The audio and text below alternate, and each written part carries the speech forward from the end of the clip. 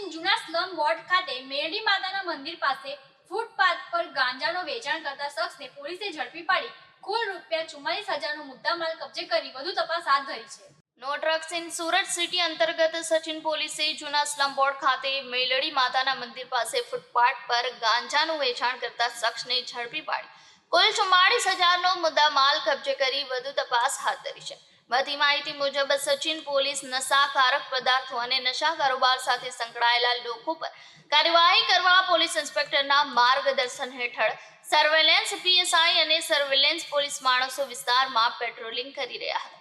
તે સમયે head constable સહદેવભાઈ અને પોલીસ કોન્સ્ટેબલ દશરથભાઈને જૂના સ્લમ બોર્ડ ખાતે મેલડી માતાના મંદિર પાસે ફૂટપાથ પર ગાંજાનું વેચાણ થતું હોવાની માહિતી મળી હતી.